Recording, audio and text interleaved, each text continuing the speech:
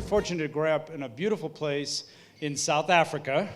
And as you can imagine, there are many pets and many animals in South Africa, and they've had a huge influence on my life. And tonight, I would like to share with you a story about a very personal thing that happened to me with animals and with pets that really provided a lot of surprises. So this story that I'm about to do is called Smiling Chris.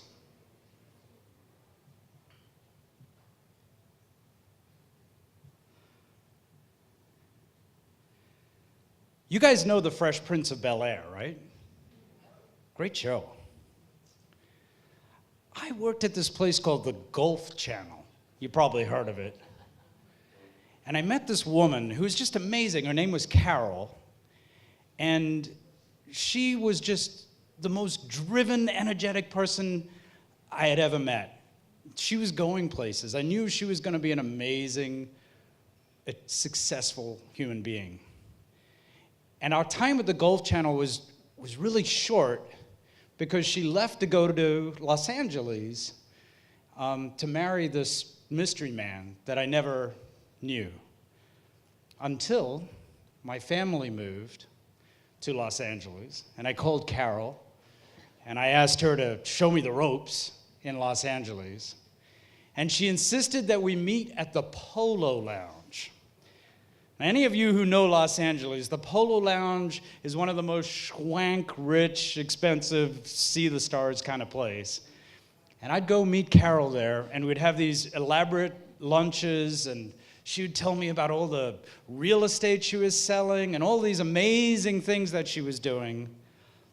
And unbeknownst to myself, her husband, Chris, was getting very anxious about these meetings and who this guy, Rob, was who was meeting her at the Polo Lounge. So Chris insisted that he meet me. I want to paint the picture of this human being. He is the smiliest. He's just round and happy. He epitomizes the smiley face in so many ways. And Chris was born to a lot of privilege. His father was a surgeon. He started the first clinics in Los Angeles that were built by an African American, and he was the first African American to move into Beverly Hills. And his father was. Chris literally would go in a limousine from his Beverly Hills house down to Beverly Hills High, and he'd walk around there like he was everything. He happened to meet this kid named Benny Medina. Benny was from the South Side. He had been shipped in from the wrong side of the tracks. They had this relocation program. And Benny was really into music. And the two of them formed this amazing friendship. And together, they ended up running the music label for Warner Brothers Music, the African-American music label for Warner Brothers Music. One of their first clients was this guy that nobody had ever heard of named Will Smith. And he was a musician at the time. They went to this basketball game, the Lakers, and Will was so freaking funny that they said, you know what, we have to do something with this guy. I mean, he can't just be a musician. And Benny turned to Chris and said, you know what, we should tell our story about how I grew up poor and moved into your house, and how you were so stuck up and prudish. My friend Chris Dotson is Carlton. And it's true. They sold that idea along with Will Smith, and it became the Fresh Prince of Bel-Air. Chris is Carlton in every way. He's the most happy but prudish, reserved guy, and yes, he cannot dance at all. And so Carol had led me to this man who would forever change my life. But I would change his life too. I had an opportunity, I was making a movie, and it was my life's dream to go back to South Africa and make a movie in South Africa. And I insisted that Chris be a part of it, because he'd also had a life dream to get into movies. He'd done some movies, but Chris had hardly ever gone out of his house. I had the great privilege of introducing him to a Walmart. He'd never even experienced a Walmart, ever. Hadn't walked into it, let alone take him to Africa. And we did. We got on this plane, which he insisted was first class in Virgin Atlantic, because that was the only way Chris would travel. And we traveled 24 hours in this airplane to get to Africa. We drove another 5 hours into the middle of nowhere to go to this ranch. This ranch is not just a normal ranch. This is a very special place. This ranch was designed to rescue animals. Animals who had been hurt and injured, trapped. They'd been saved from hunting accidents. They were orphaned. They were all the rejects that had nowhere to go.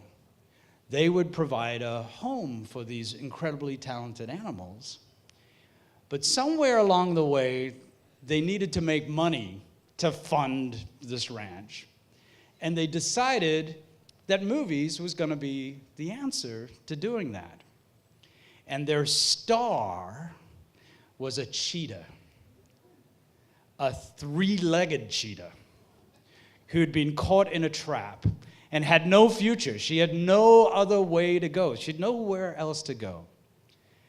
And so I knew that if we were going to make this movie with animals in Africa, we were going to need trained animals, and Chris was going to come with me to check out this place to see how it would go. I want you to picture this African savanna and a British 70-year-old lady with the most posh accent as she conducted dinner. She was the owner of this establishment, the owner of the ranch, and she had spent her whole life dedicated to saving animals.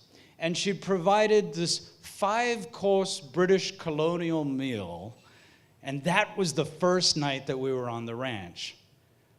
But we were invaded by flying ants.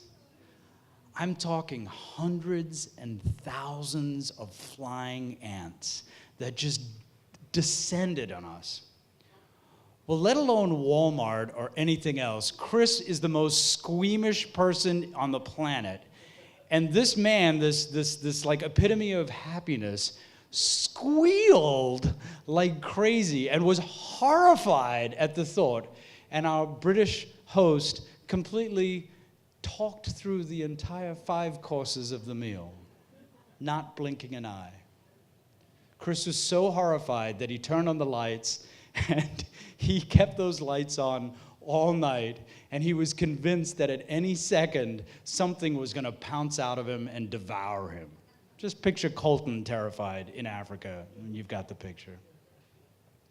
The next morning, we got up really early, and we got to meet that 3-legged cheetah. We got to meet zebras that you could whistle to, and they would come towards you.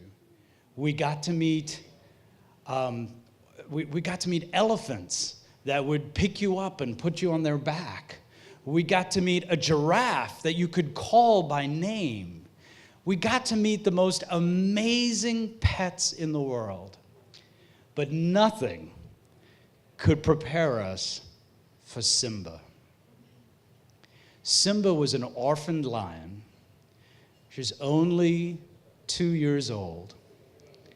And when Simba saw Chris, she fell in love.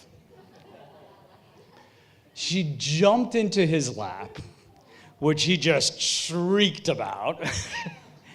She walked around, she cuddled him, she just pulled at him, and Chris just lost it. He lost his mind. He was completely wrapped up in this animal, and he spent about 45 minutes just completely connecting with this incredible, incredible animal. When he got up, Simba was not done with him. She grabbed onto his pants, and the most amazing image I can ever, in my life, is this lion connected to Chris's butt, and him literally squealing and spinning like this.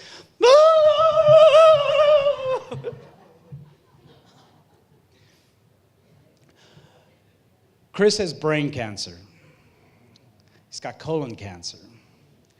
And he's not doing very well. He's had a rough time since we came back from South Africa.